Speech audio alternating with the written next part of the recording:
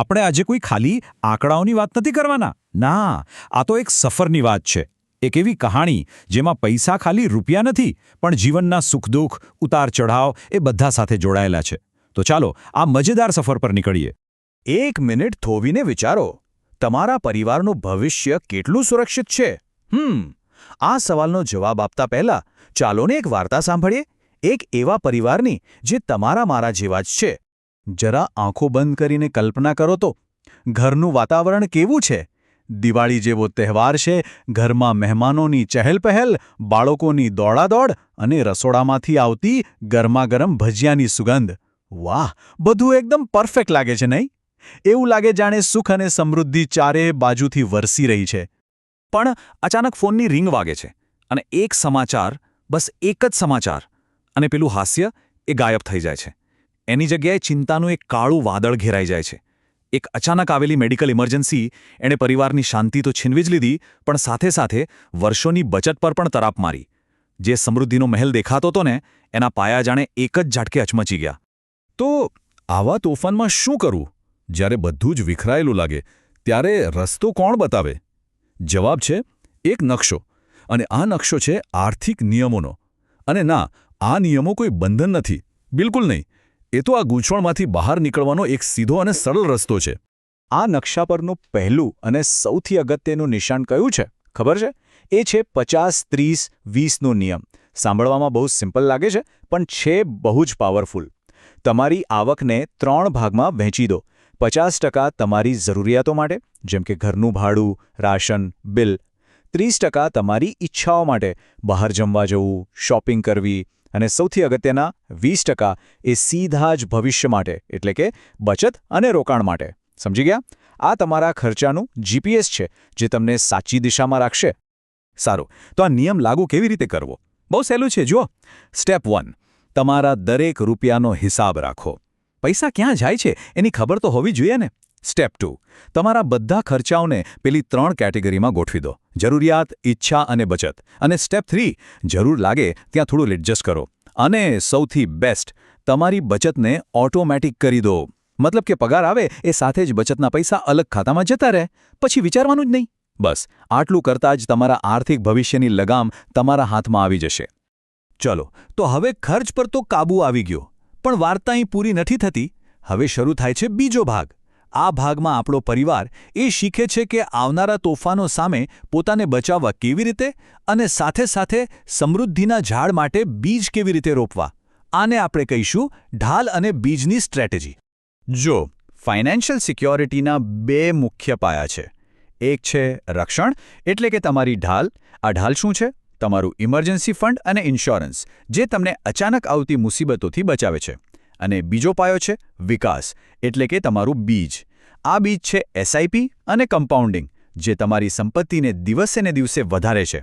એક વાત યાદ રાખજો, મજબૂત ઢાલ વગર બીજ રોપશો તો જોખમ છે, અને ખાલી ઢાલ લઈને બેસી રહેશો અને બીજ નહીં રોપો તો ક્યારેય આગળ નહીં વધી શકો. તો પહેલા વાત કરીએ ઢાલની. આપણું ઇમરજન્સી ફંડ. આ શું છે? આ છે તમારા પરિવારનું અસલી સુરક્ષા કવચ. વિચારો કે અચાનક નોકરી જતી રહી, કે ઘરમાં કોઈ બીમાર પડ્યું, અથવા કોઈ મોટો ખર્ચ આવી ગયો. આવા સમયે આ જ સુરક્ષા કવચ તમને દેવું કરવાથી બચાવશે અને તમારા લાંબા ગાળાના રોકાણોને તોડવા નહીં દે. આ બહુ જ જરૂરી છે. ઓકે, ઢાલ તો તૈયાર છે. હવે વાત કરીએ બીજની. જુઓ, રોકાણ એટલે કે ઇન્વેસ્ટમેન્ટનું નામ સાંભળીને ગભરાવાની જરૂર નથી. એ કોઈ રોકેટ સાયન્સ નથી. એ તો બસ એક નાનકડું બીજ વાવવા જેવું છે.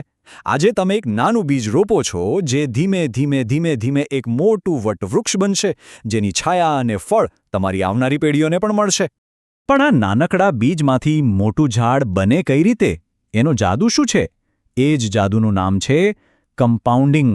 ગુજરાતીમાં કહીએ તો ચક્રવૃદ્ધિ વ્યાજ. આ તો એક એવો કમાલ છે જ્યાં તમારા પૈસા પોતે જ તમારા માટે પૈસા કમાવાનું શરૂ કરી દે છે. તમારું વ્યાજ પણ વ્યાજ કમાય છે. તમે પેલા સ્નોબોલવાળી વાત સાંભળી છે? પહાડ પરથી એક નાનો બરફનો ગોળો ગબડવાનું શરૂ કરે અને નીચે પહોંચતા સુધીમાં કેટલો મોટો થઈ જાય? બસ, કમ્પાઉન્ડિંગમાં તમારી સંપત્તિ પણ એવી જ રીતે વધે છે. ચાલો, આ જાદુને હવે આંકડાથી સમજીએ. ધારો કે તમે ખાલી 1 લાખ રૂપિયા રોક્યા. શરૂઆતમાં તો એમ જ લાગે ને કે આટલામાં શું થશે? પણ રાહ જુઓ, સમયનો જાદુ હવે શરૂ થશે. 10 વર્ષ પછી માની લો કે તમને સરેરાશ 10%નું વળતર મળ્યું, તો તમારા એ 1 લાખ બની જશે લગભગ 2,60,000 રૂપિયા. સારું છે, પણ અસલી જાદુ તો હજુ બાકી છે.